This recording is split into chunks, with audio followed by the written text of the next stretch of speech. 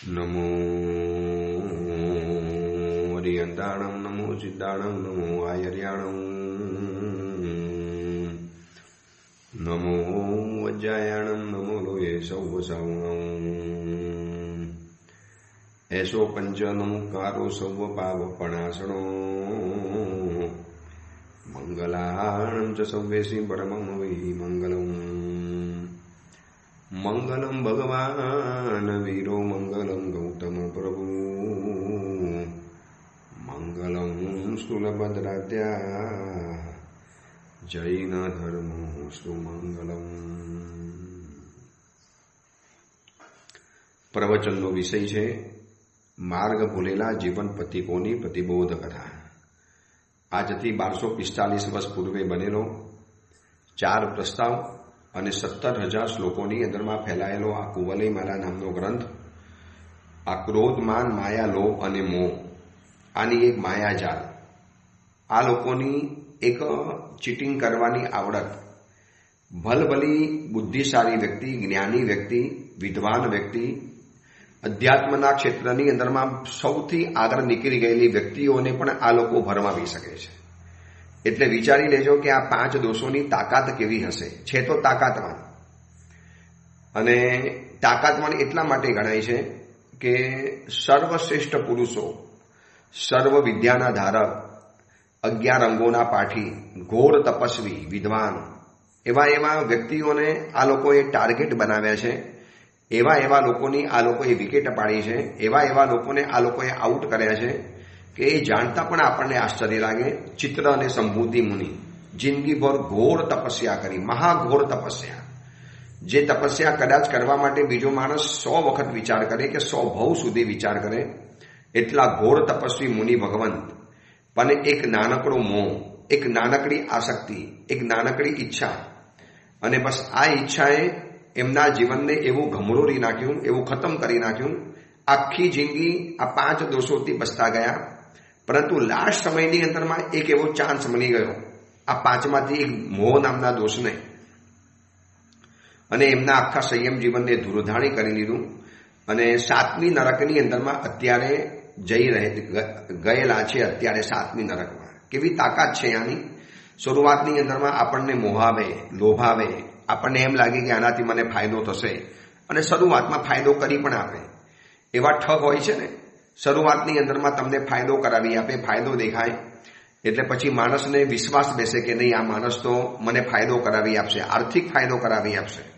અને પછી એક ફડકો એવો મારીને જાય કે બધું જ તમારું વસૂલ થઈ જાય અને બધું જ જીવનનો સત્યાનાશ બની જાય. બસ આ જ તાકાત છે આ 5 દોષોની. અને આ 5 દોષોથી કેવી રીતે બચવું એની આખી કથા દ્વારા જે સમજણ આપે છે કે આ એક દોષોના ભોગ બનેલા જીવો, અને એ જીવોની પડતી પણ કેવી થઈ, અને એ જીવો એ દોષોમાંથી મુક્ત બન્યા તો એ લોકોની ઉન્નતિ પણ કેવી રીતે થઈ, કેવી રીતે સૌથી આગળ પહોંચી ગયા. બસ એનું આખું વર્ણન કરતી આ કથા છે. અને કથાની અંદરમાંથી કથા કરતા એટલી સરસ મજાની વાત આપણા સુધી પહોંચાડે છે.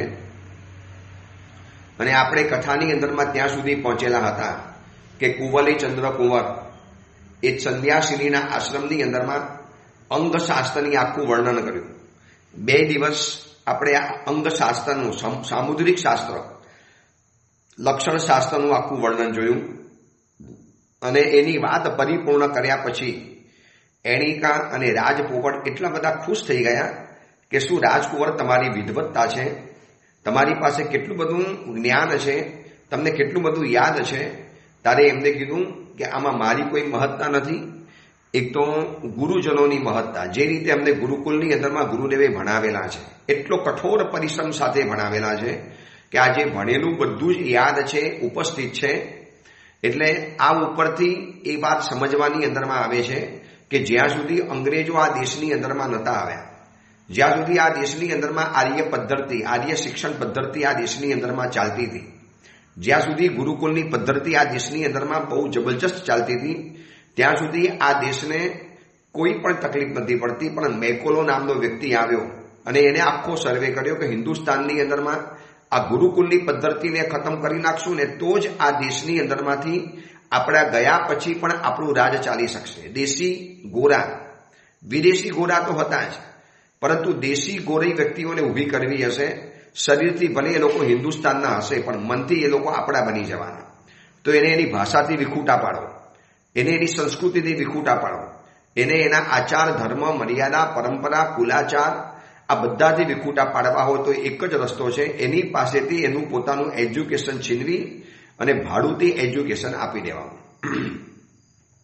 અને કમનસીબે આ મેકોલો સફળ થયો, અને એ સફળ થવાના કારણે જોઈ લો આજે ગામની અંદરમાં, નગરની અંદરમાં, ઘરની અંદરમાં, દરેક સોસાયટીમાં, દરેક શ્રીમંત પરિવારોની અંદરમાં પોતાના ધર્મની ઉપર દુગુંચા કરનારા, દ્વેષ કરનારા, તિરસ્કાર કરનારા વ્યક્તિઓ આપણને જોવા માટે મળે છે. હવે લાખો રૂપિયા, કરોડો રૂપિયા અને અબજો રૂપિયાનું સ્કૂલનું શિક્ષણ લીધા પછી માંડ પરીક્ષા પાસ કરવાની, ભણેલું કશું જ યાદ નહીં હોય. તમે કોઈ પણ છોકરાને પૂછી લો, ટોપ 10માં પણ આવ્યો હશે ને અને રેન્કર હશે, 90 અપ માર્ક્સ આવ્યા હશે, એને પણ પૂછો કે ભણેલું બધું યાદ હશે, ઘસીને ના પાડી દેશે.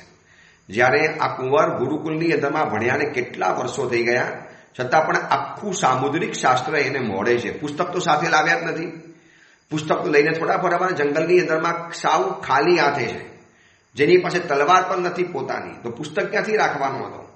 છતાં પણ બધું જ જ્ઞાન એને મોડે છે. અને આટલા વિશાળ રૂપે એકદમ વિસ્તારથી લક્ષણ શાસ્ત્રની જ્યારે વાતો બતાવી અને એણિકા અને રાજ પોપટો એટલા બધા ખુશ થઈ ગયા અને માટે કુંવરે કીધું કે બસ મેં તમને કીધું હતું ને કે આ લક્ષણ શાસ્ત્ર ઉપરથી ખબર પડે કે વ્યક્તિ કોણ છે, અને એ ઉપરથી મેં તમને કહી આપ્યું કે આ વ્યક્તિઓ જે ભીલના સ્વરૂપની અંદરમાં છે એ લોકોએ પોતાનું અસલી સ્વરૂપ, પોતાનું ઓરિજિનલ રૂપ એ લોકોએ છુપાવી દીધું છે. અને કોઈ પણ કારણસર આ વિંધ્ય અટવીની અંદરમાં કોઈ પણ કારણસર અહીંયા રહેલા જણાય છે. કઈ કારણ છે આ રહેવાનું? હવે આ વાત દૂરથી ભીલ દંપતી આ વાતને સાંભળતા હતા, દૂરના ભાગની અંદરમાં રહીને. આ બાજુ લોકોને ખબર નથી. અને એ સાંભળ્યા પછી એ વિદ્યાધર જે પુરુષ ભીલના વેશની અંદરમાં હતો એને એની વિદ્યાધરીને કીધું કે આપણે અહીંયા રહેવું હવે હિતાવ નથી, કારણ કે આપણે કોણ છીએ એ જાણી લે એના પહેલા આપણે અહીંથી નીકળી જવું પડશે. કારણ કે આ કુંવર જે આવ્યો છે એ લક્ષણ શાસ્ત્રનો જાણકાર છે અને એ આપણને ઓળખી ગયો છે, એને આપણને જાણી લીધા છે. એટલે સીધા અહીંયાથી આપણે 9-11 હો જાઓ, यहाँ से निकल पड़ो. અને એ બંને જણા ત્યાંથી ચાલી ગયા. જે પાછળ રહીને સંતાઈને બધું સાંભળતા હતા એના ગયા પછી એણિકાએ કહ્યું, હે કુમાર, શું તમારું જ્ઞાન છે, શું તમારી જાણકારી છે? તમારા વડે તો અમને પણ આ બધું જાણવા માટે મળ્યું, તમારા દ્વારા અમને પણ આ જાણવા માટે મળ્યું. અને કુમારે કહ્યું કે મેં તો તમને સામાન્યથી જણાવ્યું છે, વિશેષપણે એમને ઓળખી શક્યો નથી, પરંતુ મને આ લક્ષણ ઉપરથી લાગ્યું માટે મેં તમને કીધું કે આ વિદ્યાધર છે. ત્યારે એ વખતે એણિકાએ કીધું કે હકીકતની અંદરમાં આ લોકો વિદ્યાધર જ છે. તમે ભલે કીધું અનુમાન કરીને પણ ખરેખર સાચું જ પડ્યું છે. તો કુમાર પૂછે કે તમને ખબર કેવી રીતે પડી કે આ લોકો વિદ્યાધર છે, આ અવશ્ય વિદ્યાધર છે? ત્યારે એણિકાએ કીધું કે આ લોકો વિદ્યાધર છે અને ઋષભદેવ પરમાત્માની સેવા નિમિત્તે. હવે આ વિદ્યાધરો કેવી રીતે પ્રગટ થયા, આ વિદ્યાધરોની ઉત્પત્તિ કેવી રીતે થઈ? તો આદિનાથ પરમાત્માએ જ્યારે દીક્ષા લીધી અને આદિનાથ ભગવાને દીક્ષા વખતે વર્ષીદાન આપ્યું અને 100 ભાઈઓને બધાને રાજ્ય, 100 દીકરાઓને રાજ્ય વહેંચી દીધું, દરેકને પોતાનું ભાગનું રાજ્ય મળી ગયું. એમાં નમી વિનમી રહી ગયા અને દેશાંતરનો પ્રવાસ કરીને જ્યારે નમી વિનમી પાછા આવ્યા અને એમને સમાચાર મળ્યા કે આપણા પ્રપિતામાં આદિનાથ ભગવાને તો બધું જ દેશનો, આખા આર્યાવર્તના 100 ભાગ પાડી દીધા, દરેકને પોતપોતાનું રાજ્ય આપી દીધું અને આપણે રહી ગયા. એટલે નમી વિનમી આદિનાથ પરમાત્માની સેવાની અંદરમાં ખડા રહ્યા, જાતે ઉભા રહી ગયા. ભરત ચક્રવર્તીએ કીધું કે હું તમને આપી દઉં, તો કે નહીં, તમારી પાસેથી નહીં જોઈએ, જોઈશે તો અમારે આદિનાથ ભગવાન પાસેથી જ માગવું છે, બીજા પાસેથી નથી માગવું. કેવી ખુમારી છે! આપણને તો બીજા કોઈ પણ આપતા હોય ને દેવી દેવતા, ત્યાં આપણે પહોંચી જવા તૈયાર છે. ત્યારે એ યાદ નથી આવતું કે મને આપશે તો મારા અરિહંત પરમાત્મા આપશે, એ સિવાય બીજા કોઈની પાસેથી લઈશ નહીં અને માગીશ પણ નહીં. અને નમી વિનમી આદિનાથ ભગવાનની સેવાની અંદરમાં રહ્યા. 1000 વર્ષનું પરમાત્માનું છદ્મસ્તક કાલ. બંને જણા તલવાર લઈને ઉભા રહે.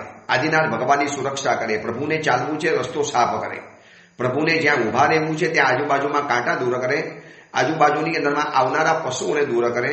સતત ને સતત પરમાત્મા તો મૌન છે, છદ્મ અવસ્થામાં છે, પ્રભુ બોલતા નથી. નમી વિનમી કે અમારે માગવું પણ નથી. પ્રભુ જ્યારે પ્રસન્ન થશે અને મળશે તો ભગવાન પાસેથી જ લેવું છે, બીજા પાસેથી નથી લેવું. અને એક દિવસ ધર્ણેન્દ્ર પરમાત્માને વંદન કરવા માટે આવ્યા. એમાં નમી વિનમીની આ સેવા જોયા પછી અપરંપાર ખુશ થયા કે મારા પ્રભુની સેવા આ લોકો કરી રહેલા છે. કોણ છો તમે? જ્યારે પૂછ્યું ત્યારે કીધું કે અમે પરમાત્માના દીકરા છીએ, નમી વિનમી, અને પ્રભુએ બધાને રાજ્ય સોંપ્યું, અમને આપવાનું રહી ગયું છે, માટે ભગવાન પાસે આવેલા છીએ. ત્યારે એ વખતે ધર્ણેન્દ્રએ પ્રગટ થઈને એ બંને જણાને વિદ્યાઓનો વારસો આપ્યો અને પ્રજ્ઞપ્તિ આદિ વિદ્યાઓ આપી અને વૈતાડ્ય પર્વત ઉપર આખા નગરો વસાવી આપ્યા અને કીધું કે આ રાજ્ય તમારું. ભરત ક્ષેત્રનું આખું રાજ્ય તો હવે વહેંચાઈ ગયું છે, પરંતુ આ વિદ્યાધરોનો વંશ હવે તમારાથી ચાલશે અને અમે તમને વિદ્યાધરોના મુખ્ય ચક્રવર્તી રાજા બનાવીએ છીએ. અને સેંકડો વિદ્યાઓ, જાત જાતની વિદ્યાઓ આ બધાને આપી અને એ બધી વિદ્યાઓ સિદ્ધ કરવી પડે. હવે એ બધી વિદ્યાઓને સિદ્ધ કરવી હોય તો ક્યારેક કાપાલિકનો વેશ લેવો પડે, ક્યારેક ચંડાલનો વેશ લેવો પડે, ક્યારેક રાક્ષસનો વેશ લેવો પડે, ક્યારેક વાંદરાનો વેશ લેવો પડે, ક્યારેક ભીલનો વેશ લેવો પડે. અને આ બધું કરીને એક એક વિદ્યાઓ સાધવાની હોય છે. દરેક વિદ્યાઓને સાધવાની પદ્ધતિ આજે આપણી પાસે જે પણ જાપ હોય, મંત્ર હોય, કોઈ પણ આપણી પાસે મંત્ર આવ્યો, પુસ્તકમાંથી વાંચીને લીધો, એમ વાંચીને લઈ લેવાથી અને જાપ કરવાથી એ મંત્ર સિદ્ધ ન થઈ શકે. એ મંત્રનો કોઈ પ્રભાવ ન પડે. અમુક તિથિ, નક્ષત્ર, વાર, ગુરુગમ, એના અમુક સમયે, અમુક રીતે, અમુક સિસ્ટમથી, અમુક વસ્ત્ર પહેરી અને અમુક રીતે જાપ કરો તો જ એનો જાપ ફલીભૂત થાય. ઠીક છે, નોર્મલી આપણને એના શબ્દોની થોડી ઘણી અસર પડતી જાય, પણ એ વિદ્યાને જો સિદ્ધ કરવી છે, એ વિદ્યાને જો એનો ઐદમ્પર્યાદ પ્રાપ્ત કરવો છે તો આ બધું કરવું પડે. અને એનિકા કહે છે કે બસ એ લોકો લાગે છે કે સાબરી વિદ્યાને સિદ્ધ કરવા માટે એ લોકોએ આ ભીલનો વેશ લીધેલો છે. સબર એટલે ભીલ અને સબરી વિદ્યા આવે. સાબરી વિદ્યાની અંદરમાં એવું હોય છે કે બહુ ઓછા અક્ષરના મંત્રો પરંતુ તરત જ સિદ્ધ થઈ જાય. તો આવી વિદ્યાઓને સિદ્ધ કરવા માટે આ બંને પતિ પત્નીએ આવો વેશ લીધેલો છે. તો કુમાર પૂછે કે એનિકા તમને આ બધી ખબર કેવી રીતે પડી? આટલી બધી બાબતો છે આદિનાથ ભગવાનના વખતથી આ નમી વિનમી અને મને તો બધી ખબર હતી, પણ તમને ખબર કેવી રીતે પડી? તમને આ બધું કોણે કીધું? ત્યારે એ વખતે એનિકાએ કીધું કે આ રાજ પોપટના કહેવાથી બધું આ મને ખબર પડ્યું. આ બધી જ બાબતો મને રાજ પોપટે જણાવી છે.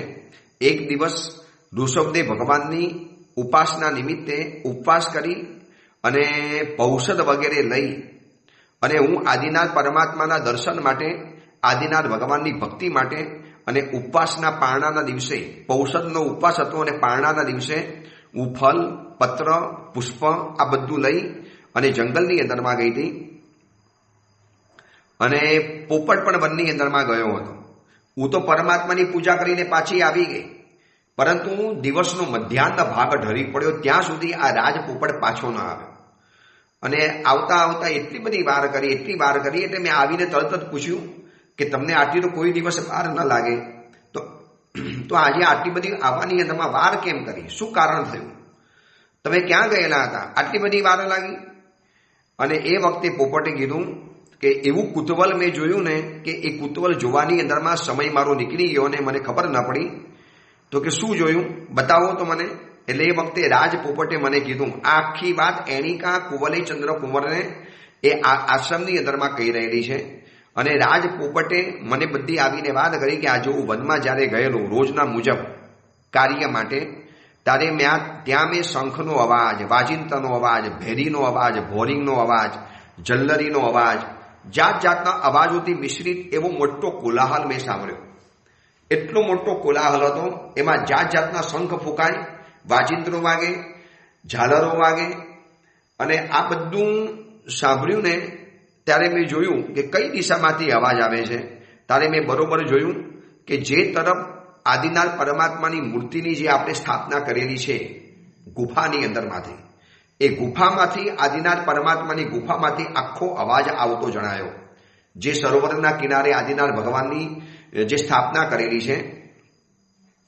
અને પોપટે મને કીધું કે થોડાક નજીક જઈને જ્યારે એમને જોયું ત્યારે એવા દિવ્ય વસ્ત્રોને ધારણ કરનારા નરનારીઓ, એનો વિશાળ સમૂહ આદિનાથ ભગવાનની સન્મુખ બધી ક્રિયા વિધિ અને બધું કાર્ય અને નૃત્ય ઉત્સવ વગેરે કરતા હતા. અને એ વખતે એમને એવું જોયું કે ચોક્કસ આ કોઈ દેવતા લાગે છે. રાજપોપટને પહેલા તો એવું લાગ્યું કે ચોક્કસ આ દેવતાઓ જ છે. આ જંગલની અંદરમાં આટલા બધા દિવ્ય સ્ત્રી પુરુષો એક સાથે ઉતરી પડે, એ લોકોના દિવ્ય અલંકાર, અદ્ભુત વસ્ત્રો, એ લોકોનું સુંદર અને સોહામણું એકદમ તેજસ્વી શરીર. એટલે રાજપોપટને તો એવું લાગ્યું કે આ બધા દેવતાઓ જંગલની અંદરમાં આવ્યા છે. પરંતુ રાજપોપટે જોયું દેવતાઓ તો છે બરોબર છે, પરંતુ આ લોકોના પગ જમીનને અડે છે, એ લોકોની આંખો ફરફરે છે, એ લોકોના શરીરના પડછાયા પણ પડે છે. એટલે એ ઉપરથી ખબર પડી કે આ દેવતાઓ તો નથી. આ કુવલયમાલા ગ્રંથ આપણને એક સમજાવે છે કે રાજપોપટને જ્યારે આટલી જાણકારી છે, આટલું જ્ઞાન છે, અને એની સામે આજના દીકરા દીકરીઓને, આજના યુવાઓને, આજની પુત્ર વધુઓને, આજના નવા જમાનાના લોકોને શું આટલું પણ જ્ઞાન હશે કે દેવલોકની અંદરમાં રહેલા દેવતાઓ જો અગર નીચે આવે ને તો જમીનથી એ લોકોના પગ ચાર આંગળ ઉપર રહે, જમીનને અડે જ નહીં. ગુરુત્વાકર્ષણનો નિયમ ત્યાં બિલકુલ લાગુ નથી પડતો દેવતાઓને કે પડે એટલે પગ સીધા જમીનને અડી જાય, બિલકુલ નહીં. એ લોકોના પગ જમીનથી અદ્ધર રહે અને આંખો ક્યારે ફરફર ન ભરે.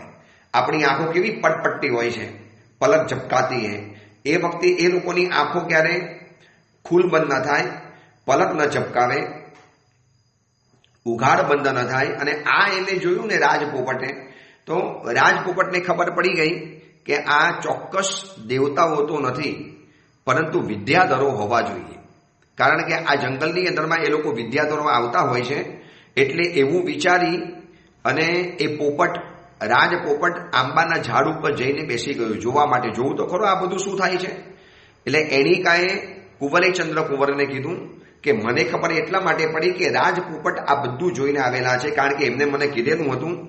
અને એ રાજપોપટ આમ્ર વૃક્ષની ઉપર બેસી અને બરોબર ધ્યાનથી એક એક વસ્તુ જોતા ગયા.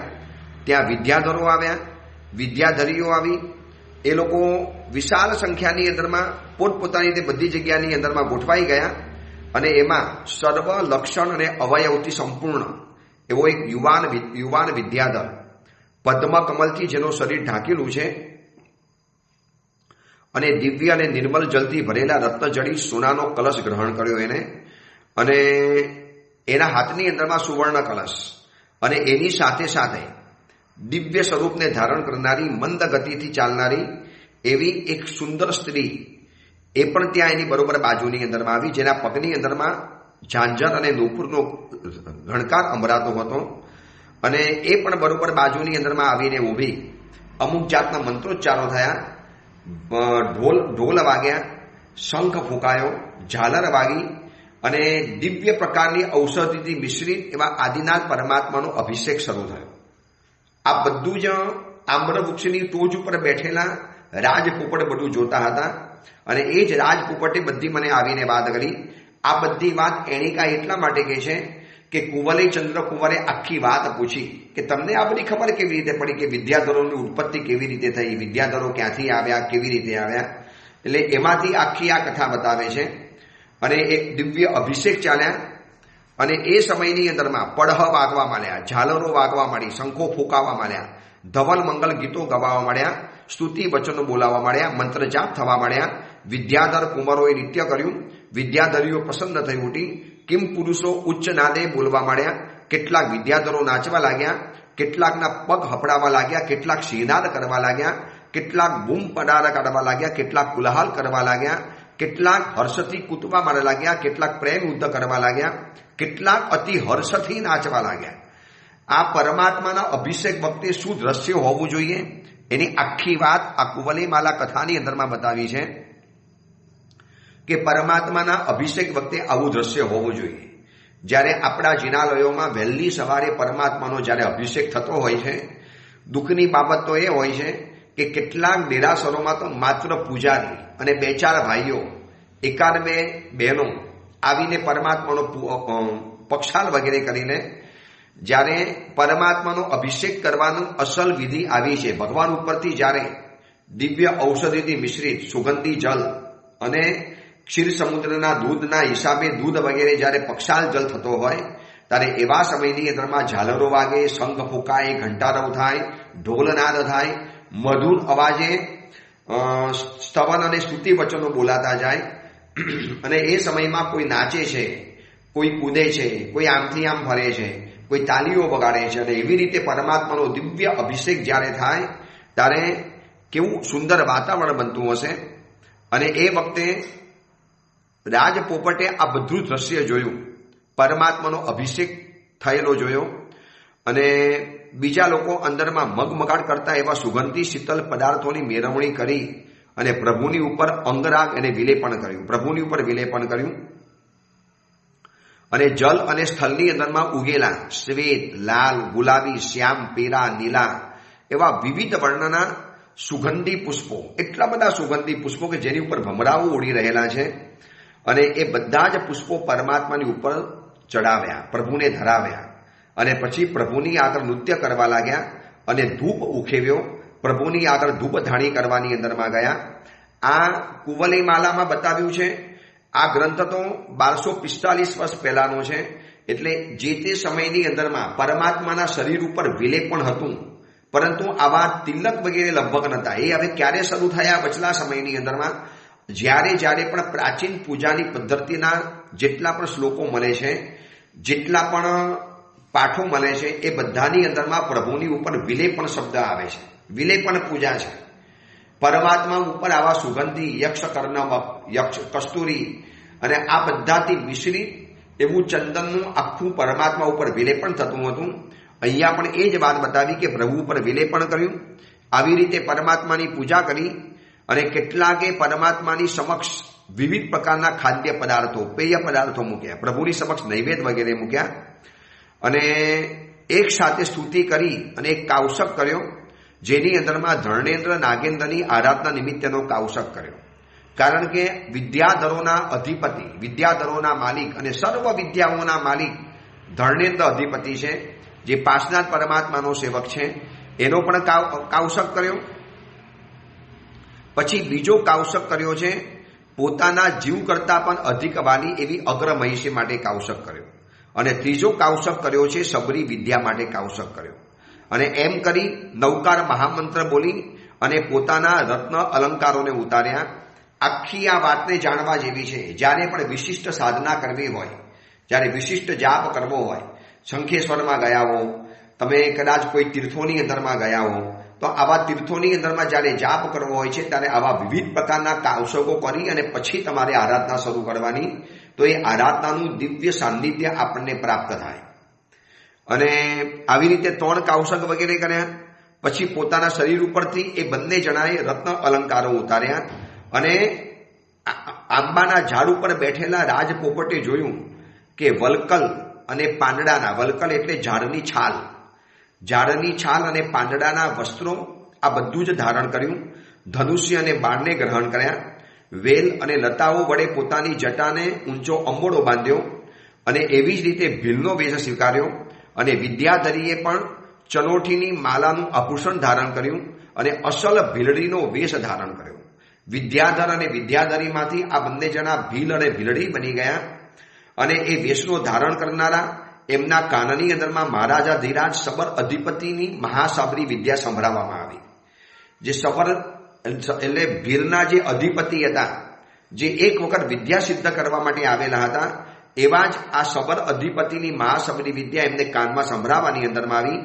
પછી કુસુમાંજલિ વગેરે કર્યું, બળી બાકલા ઉછાળ્યા અને એ બંને જણાને કેટલીક શિક્ષા આપી, કેટલીક શિખામણ આપી અને પછી બંને જણાએ મૌન વ્રતનું ધારણ કરી દીધું.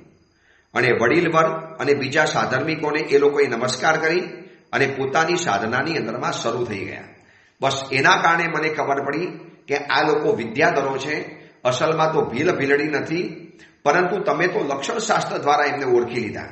તમે તો લક્ષણથી, તમે જ્યારે મને પહેલી વાર કીધું ને કે આ બંને જણા ભીલ ભીલડી નથી પરંતુ વિદ્યાધર છે.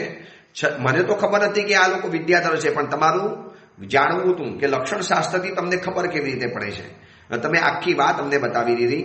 ત્યાર પછી જેટલા પણ વિદ્યાધરો હતા એ બધાએ એમને હાથ જોડ્યા અને વિનંતી કરી કે હે લોકપાલ, હે વિદ્યાધિપતિઓ, અમારી આ ઘોષણા સાંભળો.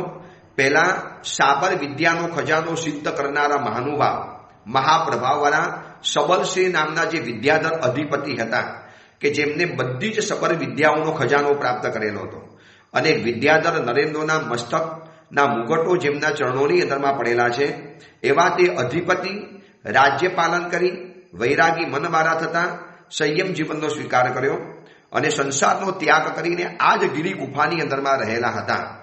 અને સબર સેનાધિપતિ નામના એમના પુત્રએ ગુરુ ભક્તિથી અને પિતા પ્રત્યેની ભક્તિથી આ જ પર્વતની ગુફાની અંદરમાં ઋષભદેવ ભગવાનની સ્થાપના કરેલી છે. આવા જંગલમાં આદિનાથ ભગવાન કેવી રીતે આવ્યા? તો કે સબર અધિપતિનો જે દીકરો હતો એને પોતાના પિતાજીની આ સાધના ભૂમિ, વિદ્યાભૂમિ, એની અંદરમાં આ આદિનાથ ભગવાનની સ્ફટિકમય પ્રતિમા સ્થાપિત કરી. ત્યારથી માંડીને સબર વિદ્યાધિપતિઓ, જે લોકોને સબર વિદ્યાઓ સિદ્ધ કરવી છે, એમના માટેનું આ સિદ્ધિ ક્ષેત્ર બની ગયું. આ પરમાત્માની સન્મુખ વિદ્યાઓ અપાય છે. આ જ વનની અંદરમાં એમને રહેવાનું હોય છે અને આ રીતે પૂર્વના પુરુષોની જેમ સર્વ વિદ્યાઓ એમને અહીંયા સિદ્ધ કરવાની હોય છે. તેથી સબરનાથના પુત્ર સબર વેશધારી આ સબરેન્દ્રને પણ ભગવાન ઋષભદેવના પ્રભાવથી અને ધર્ણેન્દ્રના સાન્નિધ્યથી આ વિદ્યાઓ સિદ્ધ થાવ, આવું ત્યાં લોકપાલોને સર્વ વિદ્યાધરોએ વિનંતી કરી. આ જાપ શરૂ કરતા પહેલા, કોઈ પણ વિદ્યા સાધના શરૂ કરતા પહેલા, કોઈ પણ જાપનો આરંભ કરતા પહેલા, કોઈ પણ સાધનાની શરૂઆતની અંદરમાં આ બધી જ પૂર્વ સેવાઓ કરવી પડે છે. આજુબાજુની અંદરમાં રહેલા વિદ્યાધરો, આજુબાજુની અંદરમાં રહેલા દેવી દેવતાઓ, બધા મને સિદ્ધ થાવ, બધા મને સાન્નિધ્ય આપો. આ વિદ્યાના જે અધિપતિ છે, આ વિદ્યાઓ જેને પ્રકટ કરી છે, આ વિદ્યાઓ જેમને સિદ્ધ કરેલી છે, એ બધા સિદ્ધ પુરુષોને મારા નમસ્કાર થાવ. અને આવી રીતે સર્વ વિદ્યાધરોએ મંગલ કર્યું અને એ બંને વિદ્યા સાધકોને આશીર્વાદ આપ્યા અને બધાએ એક સાથે કીધું કે એમની વિદ્યા સિદ્ધ થાવ, એમની વિદ્યા સિદ્ધ થાવ. આવું બધા એકી સાથે બોલ્યા. આ શુભેચ્છા આપવાની પણ કેવી પરંપરા છે કે ભાઈ એમની યાત્રા અનુકૂળ થાવ, એમનો ઉપધાન તપ સારી રીતે પરિપૂર્ણ થાવ. ઘરમાંથી એકાદ વ્યક્તિ ઉપધાન માટે જતી હોય તો આવી રીતે પરિવારની અંદરમાં આવી પૂર્વ સેવા કરવાની, પોતાના ઘરના જિનાલયની અંદરમાં જવાનું, પ્રદક્ષિણા આપવાની, પ્રભુની પાસે વિનંતી કરવાની, પ્રભુને વિશિષ્ટ દ્રવ્યો અર્પણ કરવાના, પ્રભુની પૂજા ભક્તિ વગેરે કરવાની અને ત્યાર પછી કાવશક વગેરે કરવાનો. અને પછી આ રીતે લોકપાલ વગેરેને વિનંતી કરી અને આખો પરિવાર છેલ્લે એમ બોલે, બસ તમારું આ અનુષ્ઠાન સિદ્ધ થાવ, તમે મોક્ષમાલા પહેરીને જ પાછા આવજો, અદ્વૈતજી પાછા ન આવવું પડે, વિજય પ્રાપ્ત કરીને આવજો. બસ આવા મંગલ આશીર્વાદ આપ્યા અને બધા જ વિદ્યાધરો આકાશની અંદરમાં ઉડી ગયા. માત્ર એ બે વિદ્યાધરો એ સબર વિદ્યાનું જે સિદ્ધ સ્થાન છે ત્યાં આવીને ઉભા રહી ગયા અને ત્યાં એ લોકોએ આરાધના કરી. એટલે કુંવર, આપે જે કીધું ને કે આ હકીકતની અંદરમાં વિદ્યાધરો છે, ભીલ ભીલડી નથી, અને હકીકતની અંદરમાં એવું છે. અને આ જાણ્યા પછી મેં રાજપોપટને કીધું, એનિકા કહે છે કે તમારે મને બોલાવી જોઈએ ને આવા સમયની અંદરમાં, હું પણ જોઈ લે, મને પણ આવું કૌતુક જોવા માટે મળત, મને પણ આવા દિવ્ય અભિષેક, આવી વિદ્યા સાધનાની પૂર્વ સેવાઓ મને પણ જોવા માટે મળત, મને તમે કેમ ના કેવડાવ્યું? તારે એ વખતે રાજપોપટ કે કીધેલું હતું કે આ જોવાની અંદરમાં હું એટલો બધો મશગુલ બની ગયો. એક પછી એક એવા એક અનુષ્ઠાનો થવા માંડ્યા, અભિષેકો થવા માંડ્યા, પૂજા વિધિઓ થવા માંડી, પૂર્વ સેવા થવા માંડી, મંગલ વિધિઓ થવા માંડી કે હું પોતે સ્વયં ભાન ભૂલી ગયો કે હું પોતે ક્યાં ઊભો છું. મને કેટલી વાર લાગી ગઈ. જો હું છેક સાંજના સમયની અંદરમાં આવ્યો, સવારે ગયેલો હતો, તો તમે પણ કીધું કે આટલી બધી વાર કેમ ન લાગી? એ દિવ્ય સાન્નિધ્ય જ એવું હતું કે આટલી બધી વાર લાગી જાય. બસ મોડા આવવાનું કારણ આ હતું એનું. અને એને મને આવીને આ બધી વાતો બતાવી. અને પછી એક દિવસ આ બંને જણા, અમે જે જંગલની અંદરમાં છીએ એ જંગલમાં આ લોકો હતા, અને એક દિવસ ભીલના વેશધારી આ યુગલ અમારા આંગણે આવી ચડ્યું. અને મને ખબર હતી કે આ લોકો સાધર્મિક છે, આદિનાથ પરમાત્માના ભક્ત છે, વિદ્યાના સાધક છે. એટલે જેવા દેખાયા એટલે મેં પણ એ લોકોને નમસ્કાર કર્યા, સાધર્મિક છે એમ સમજી અને મેં પણ એ લોકોને પ્રણામ વગેરે કર્યા. અને ક્યારેક ક્યારેક અહીંયા આવતા હોય છે, અમુક વખત તો ક્યારેક રોજ અહીંયા આવતા હોય છે અમારી ઝૂંપડીની અંદરમાં, અને મૌન રહી આવે, મૌન રહીને પોતાનું કાર્ય બતાવી અને એ લોકો અહીંયાથી વિદાય પામતા હોય છે. એટલે કુંવર, તમારી વાત સાચી છે કે તમે જે રીતે લક્ષણ દ્વારા સમજાવ્યું ને, ખરેખર તમારો વિજ્ઞાનનો અતિશય, તમારી કુશળતા, તમારી બુદ્ધિ વિશેષ ખરેખર બહુ સરસ છે. તમે શાસ્ત્રોની અંદરમાં નિપુણ છો. બસ અમારા મહેમાન બન્યા છો તો અહીંયા રહો. આ જંગલની અંદરમાં હજી પણ અમને વિશિષ્ટ જ્ઞાન આપો, હજી પણ અમને કંઈ વિશિષ્ટ સમજણ આપો. અને ઘણો સમય એ કુવલયચંદ્ર કુંવરને એ એણિકા અને રાજપોપટ એની સાથે રહેવાનું થયું. હવે તો એણિકા મનુષ્યોની સાથે સંપૂર્ણ ભરી ગઈ છે. શરૂઆતના વર્ષો એવા હતા કે જેને મનુષ્ય તરીકે પોતાની જાતને ઓળખી નથી. આજે તો વિદ્વાન બની ગઈ, પ્રગલ્ભ બની ગઈ. અને રાજપુત્ર કુવલયચંદ્રએ બીજું ઘણું શીખવાડ્યું, અનેક વિદ્યાઓ સમજાવી, જંગલની જડીબુટ્ટીઓ સમજાવી, જંગલના વિશિષ્ટ પત્ર વગેરેની વિશેષતાઓ બતાવી. અને આમ કરતા કેટલો સમય પસાર થઈ ગયો. અને એક દિવસ કુવલયચંદ્ર વિચાર કરે છે કે હજી તો મારે મેઇન કામ તો બાકી છે, મુખ્ય કામ. સાગરદત્ત મુનિવરે મને જે કામ સોંપેલું છે કે મારે પ્રતિબોધ કરવાનો છે કુવલય માલાને, એની પછીમાં તો આ મારે બીજું કાર્ય આવી ગયું. હવે મારે જવું પડશે. હવે કુંવર કેવી રીતે જાય છે, એણિકા કેવી રીતે રજા આપે છે, અને આ કથા કેવું આગળ અદ્ભુત વરાંગ કરે છે. હજી તો કુવલયચંદ્ર કુવલયમાલા સુધી પહોંચતા હજી તો અવનવા બનાવોને જાણતો રહેશે. એ રીતે કથા આગળ વધતી રહેશે. અમારો વિહાર સુરતથી શંખેશ્વર તરફનો નિર્વિઘ્ન પરિપૂર્ણ થવાની અંદરમાં આવ્યો છે. આ પ્રવચન તમે જ્યારે સાંભળતા હશો ત્યારે અમારે શંખેશ્વર પહોંચવાનો માત્ર એક જ દિવસ બાકી હશે. બસ એક દિવસ પછી અમે શંખેશ્વરની અંદરમાં પહોંચી જવાના. અને જે ધ્યેય લઈને, જે લક્ષ્યથી, જે ઉદ્દેશીને અમે આ વિહાર યાત્રા શરૂ કરેલી હતી એ શંખેશ્વર ભગવાનના દરબાર સુધી પહોંચી જવાના. 11 તારીખે લગભગ અમે શંખેશ્વરમાં પહોંચી જવાના છીએ. તો 11 ડિસેમ્બરથી 30 ડિસેમ્બર 20 દિવસ શંખેશ્વર ભગવાનના પરમ સાનિધ્યની અંદરમાં, એમના ઉપનિષદની અંદરમાં, એમના ઉર્જા ક્ષેત્રની અંદરમાં રહેવાનો મોકો મળશે. એ અંગેની બીજી વિશેષ વાત આવતીકાલે કરીશું. એ જ મંગલ કામના મંગલ ભાવના. જેનાગના વિરુદ્ધ કાંઈ પણ બોલાયું હોય તો બિચ્છામી દુક્કડમ.